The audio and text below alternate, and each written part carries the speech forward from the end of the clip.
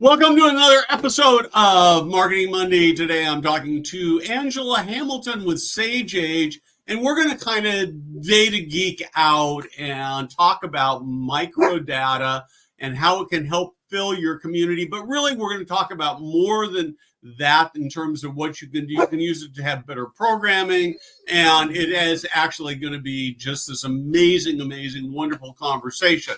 But first, we're going to start with this.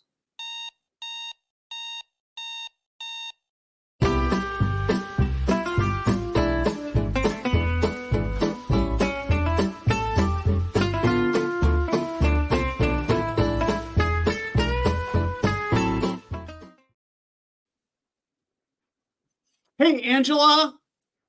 Welcome. Let's actually start talking a little bit about who you are and who SageAge is, and then we're going to talk about microdata.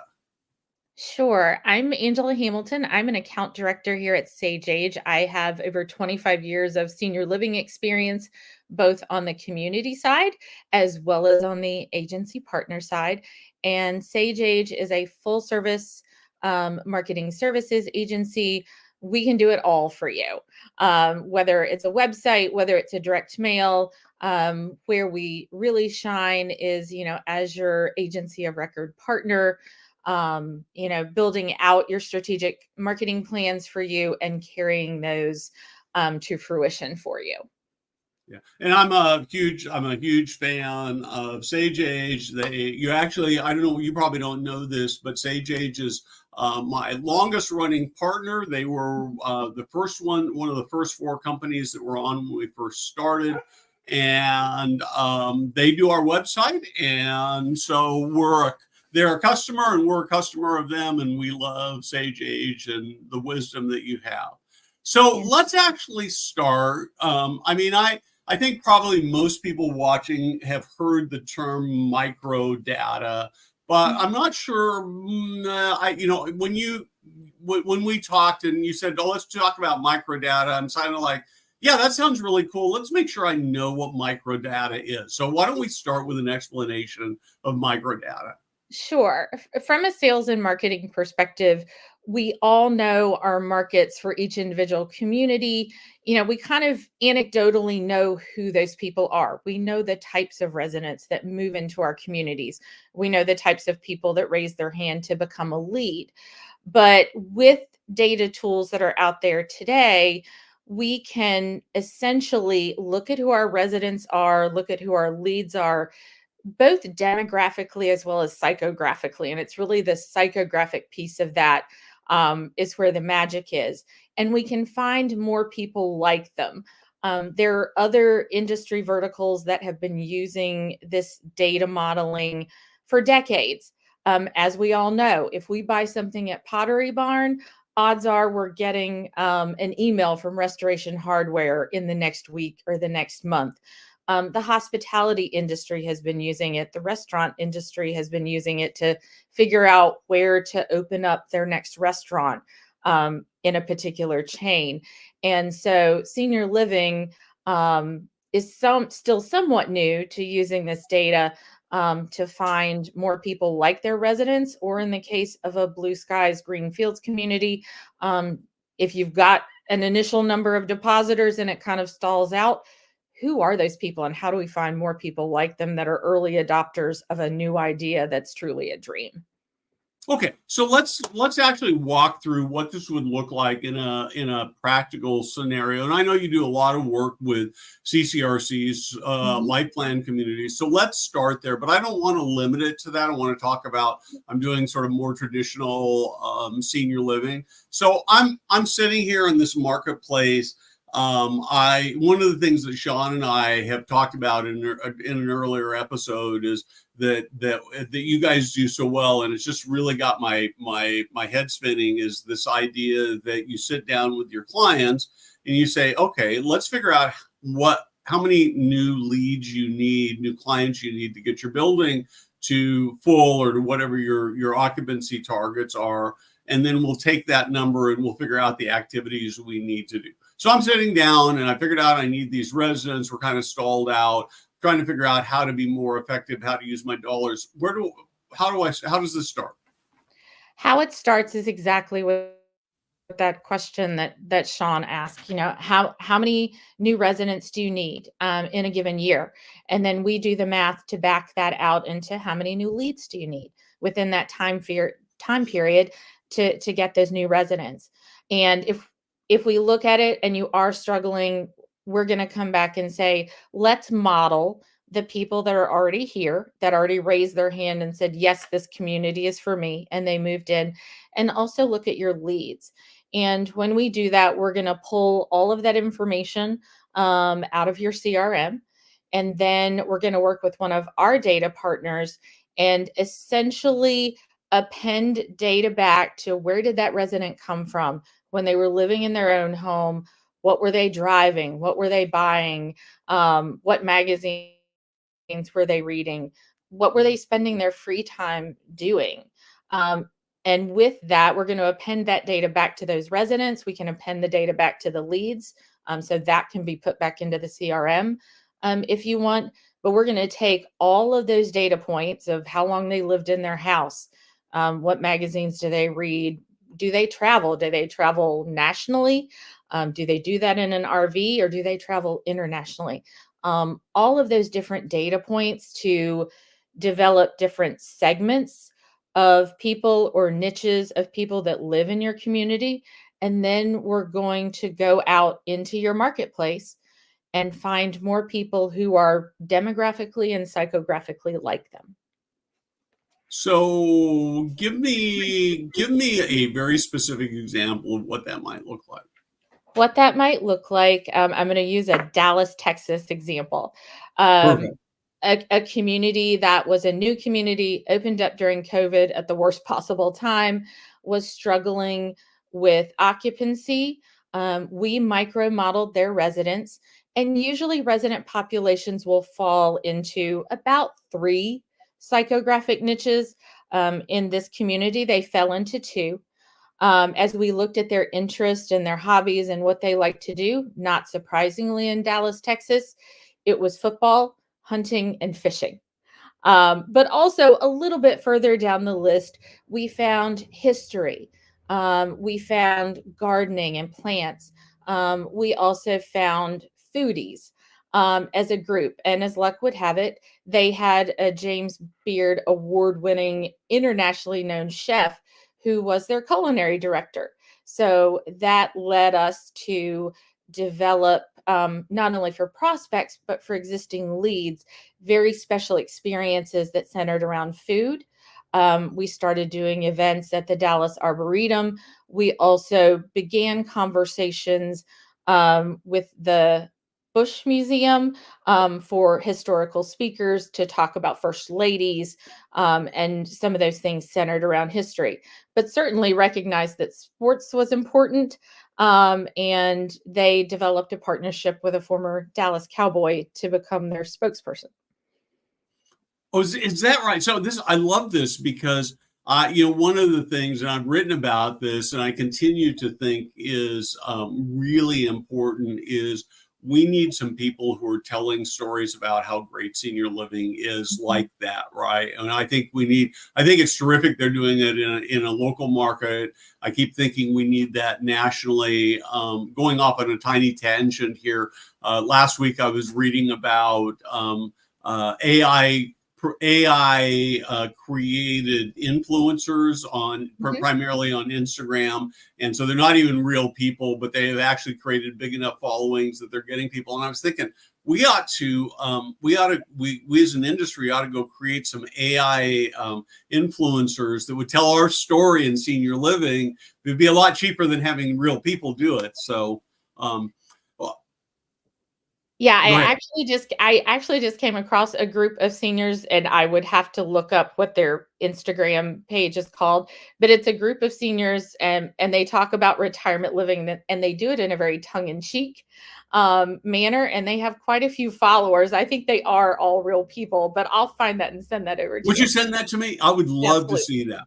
Yeah. So one of the things that we talked about when we were preparing for this call that I'm really intrigued by is actually a couple things. Let's start, but we'll start. Let me tell you what the two are, and then you can kind of pick where you want to go with them. One is that you can actually use this microdata to perhaps change the programming, your resident programming, right, based on the insights that you learn. And then the other thing that I'm wondering is just kind of, have you seen cases where you've just gone, oh, I had no idea, and learn new things about populations? I think, yes, every time you go through the modeling process, you learn new things. Whether it's that your market is really much closer than you thought it was, are people moving, we always say people move from about a 10 to 15 mile radius from the community typically, unless you're a destination community. But is it more like 7, so that you're really narrowing in your zip codes, narrowing in your focus, so that from a budgetary standpoint, you're sending less direct mail. And we all know the most expensive piece of direct mail these days is the postage. So you're narrowing that in. You're talking to people. It's not just they're in a particular zip code and they've got a particular age, income, and net worth. These people truly do mirror the people that already live in your community. So they are more likely to move. They're more move ready. They're more sales ready, just based on those factors. And then from a programming perspective, certainly if you look at who your residents are, and maybe they're in love with pickleball, but you don't have a pickleball court for some, markets that's newer. First time I heard of it was in Pennsylvania, and I was like, what are you talking about? But now it's all the rage. So is it that you do need a pickleball ball court? Is one of the focuses that your residents really, really love lifelong learning? So, do you need more classroom spaces? If you don't already have a partnership with a local college or university, do you need to start one? Or, is that population of lecturers already living in your community, because they were former professors? Um, they've got that teaching background. Maybe you've got a bunch of authors that are in your community. If you look at like a Kindle community, we all know typically what type of residents those communities attract. Very learned, have, if they're not Quakers, have a respect for that value system. That's why they choose a Kindle. But you can psychographically find more people like them. I formerly worked at one of the Kendalls that was in a little bitty town here in Virginia with 2 colleges, only had about, 6,000 people in the town, when college wasn't in session. And the only way that we could fully support that community and fill that community up was to find more people like the ones who raised their hand initially to move to that community. But we looked all up and down the East Coast and found 15,000 people to do direct mail to. We did marketing on the moves in those areas like DC, New York, Boston, and found people who were like, yes, I love that philosophy. And I do like that you have all 4 seasons, but not so much of the winter one that so many Kindles have. And we did Yep. that through that modeling process to find those people. That is really cool, and I think that I guess what I love about this is I think sometimes we give up too easily and just say, well, we're doing the best we can, and we just can't do any better than that, and that's a real struggle. One of the other things that I'm really curious about, though, is we've spent a lot of, we tend to spend a lot of time talking about the people who do move in. Um, I would love to hear more of your thoughts on using microdata to look at the people that don't move in and maybe who have an inquiry and end up not moving in, and how you might use that to improve occupancy. I think if you look at lost lead surveys, figuring out who those people are, and looking at all the lost leads in our CRM, and you could really, model that whole universe that's in your CRM and look at, do those people who don't choose to move in, maybe they don't fit. Because communities have a personality, and your personality somewhat has to mesh with that community personality. And so, are the people who are lost leaded, I talked about a 7-mile radius for one particular community that's in Annapolis, Maryland. Do those people live further out? Are they not comfortable with more of an urban environment? Um, I worked with one community very early on in my senior living career. All of their residents literally moved from one zip code. They'd all grown up together. They all belonged to the same country club. Great resident population. But if you were from out of town, or you were even from across town, maybe it wasn't the easiest fit to see yourself in that community, just because everybody had known each other for 70 or 80 years.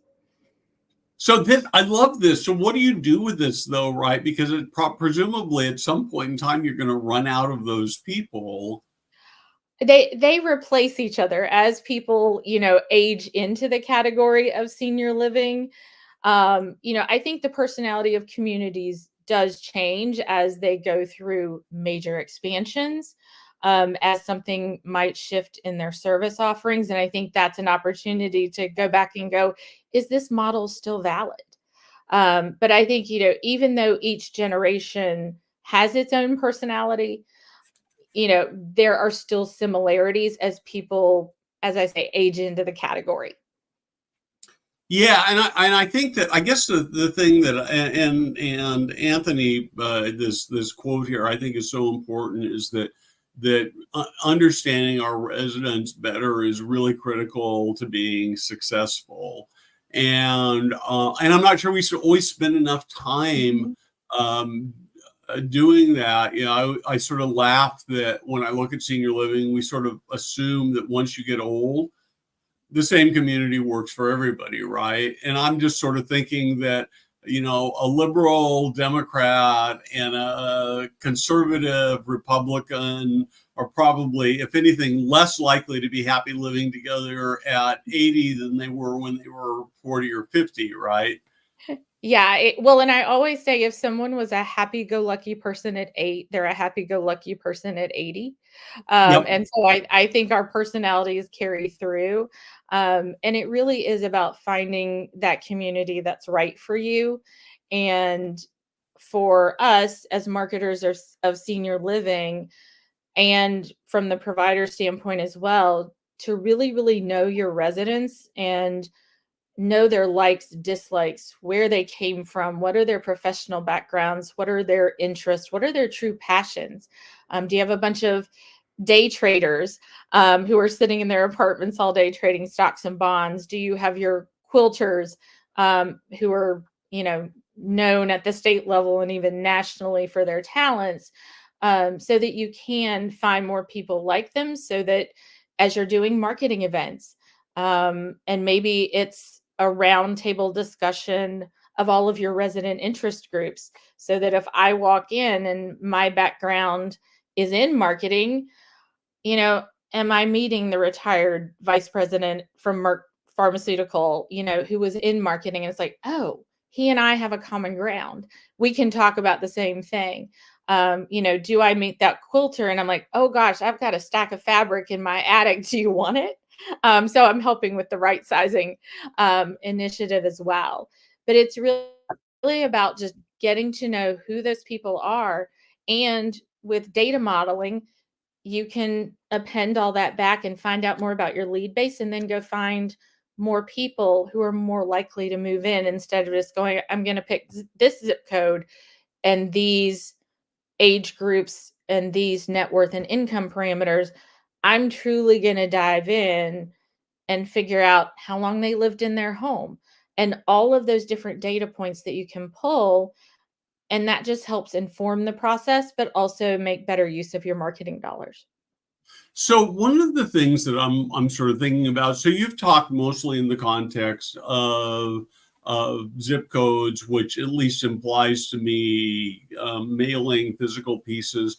What about sort of two areas? What about sort of non-CCRC, non-life plan communities where maybe the marketing budgets aren't as big and where it's more likely to be digital? Are there ways to use this data to target digitally and at a lower cost? There is, because, even if you're not using direct mail, you can take a mail list and use it to hone in your PPC campaign, to do IP matchbacks to that mail list so that you can serve up display ads and other content, on the digital side. Certainly from a Facebook perspective, to find curated audiences. It's really, even if you don't do direct mail, it's that mail list itself that is the gold mine, about your market. And then to use that across digital channels as well. So you are truly creating that omni-channel experience. So the other part of this that you've sort of touched on, but I'd like to maybe dig a little deeper, is actually using this data to tell the right story. Because I could see how you could get the audience completely right. You can say, okay, this is what my resident population look like. These are the travel, the politics, sports, food, all those kinds of things, but not be telling the story right. So how do you match all that up to be able to tell the right story, to do the right, maybe marketing events? We're sharing that micro modeling data, back with our creative teams, so that from a messaging standpoint, even from a visual standpoint, that they're showing the right faces, that they're talking to the audience, in the right way. A community in Greenville, South Carolina, that is as unpretentious as any community that I've ever seen. It's just comfortable. You're going to talk to that market differently than you talk to the audience at that community that pulls from a single zip code that I was talking about earlier. It truly is about developing a persona for the market, or a couple of personas based on those psychographic niches, so that you're talking to them in different ways sometimes. And you might be talking to your prospects slightly different than you're talking to your leads, just because they're further along in their buyer's journey. And you're creating different experiences for them based on the marketing event.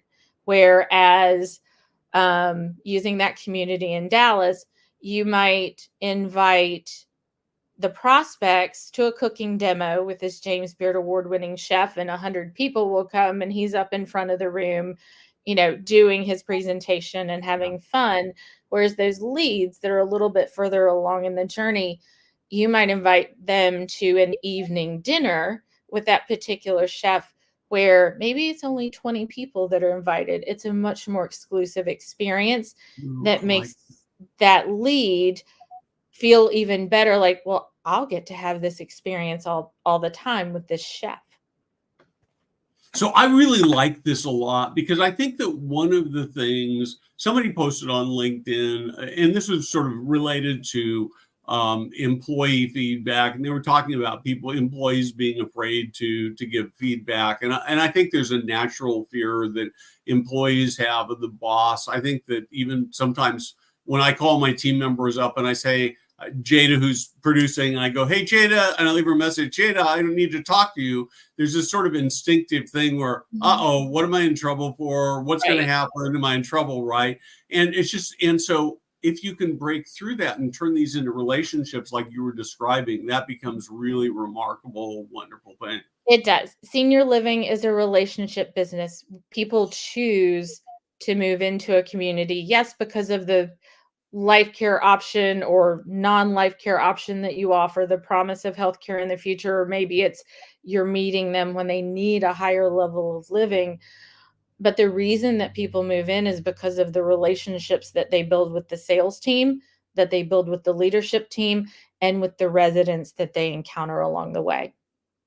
Yeah, I think that is just absolutely so critical. So I want to shift back to, can you use this micro data to actually look at? So I know that if you're looking particularly at assisted living and memory care, you're actually selling more to family members rather than the residents themselves. Can you use microdata in that? How do you do that?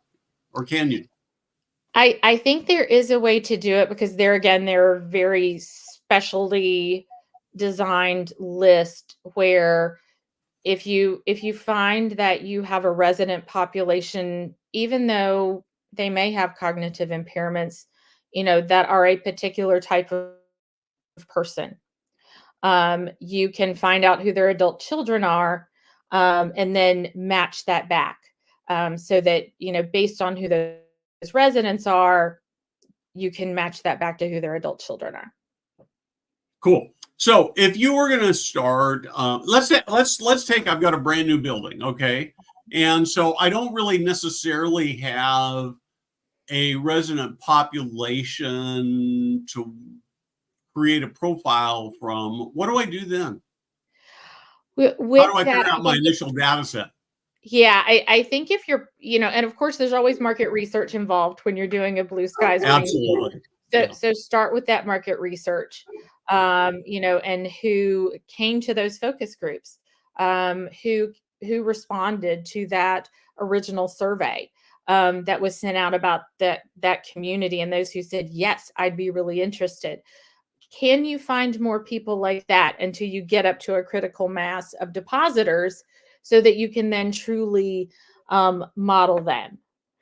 So I think there's some smart ways to approach that, so that hopefully your initial mailing about this brand new community is not 60,000. Maybe it's a little bit more moderate. Yep. So I'm sitting here, I'm an operator, I'm intrigued by this. And how do I get started with microdata with you to make this all happen? Reach out to SageAge, and we'll connect you, with myself or with our VP of research, who kind of handles all of the data and the mail list and those types of things for us. And we can certainly have that conversation about how to get started. How long does it take to sort of get your first set of profiles? At a maximum of about 6 weeks, and that's from us pulling that data, giving it to our data partner, marrying all those data points back together, and then doing a presentation with the community to make sure we all agree that this is truly, the resident and who they are and what they're interested in, because each community knows that anecdotally, but not by a data set. And then if you truly want to have fun, once you get the micro model, we all agree on it from a marketing perspective, we're moving forward. Use one of your resident association meetings or your monthly roundtables with your residents to present that data to them, because they will see themselves in that data and probably get a pretty good laugh out of it. Yeah, so talk to me a little bit more about what that's like when you take this data to, because I think it's really would be, I'm thinking, I said, I want to come to a meeting like that and just watch. Do you ever have times where people go, nah, that's not right? I don't know that I've ever had a time where somebody said, no, that's not right.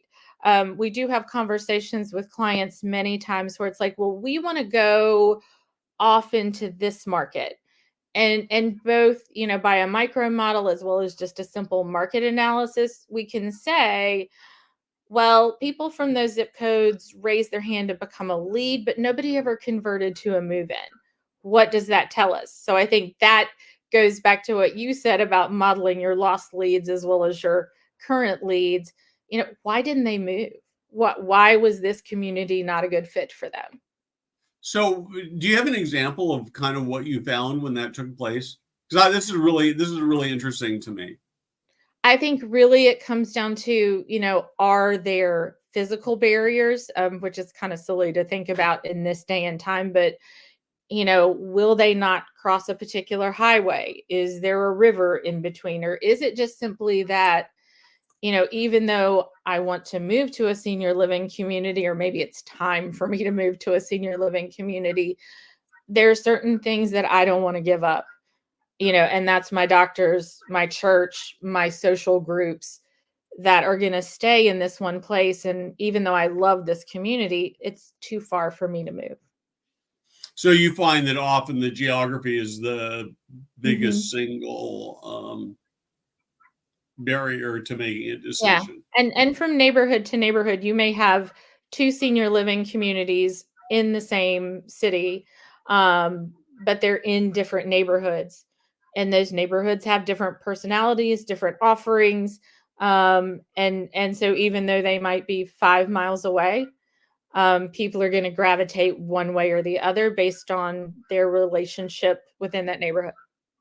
Cool. Well, this is so fascinating because I think as we get more sophisticated in doing things like this, we end up in a situation where we spend less money, we serve our populations Mhm. better, and it makes it more fun, right? I mean, it makes it more fun for you as an operator. It makes for more fun for you as an agency. It makes it more fun for the residents and the families. So, I'd love to hear more. If you're somebody who's watching this and you're using microdata, I'd love to hear how you're doing it. And if you're looking at this and saying this could really change the game for us, you should reach out to Angela and to SageAge. And with that, we're about out of time. Angela, thank you so much. This has been so cool. I appreciate it a ton. Thank you. Have a great rest of your day. Thanks. Why don't you hang?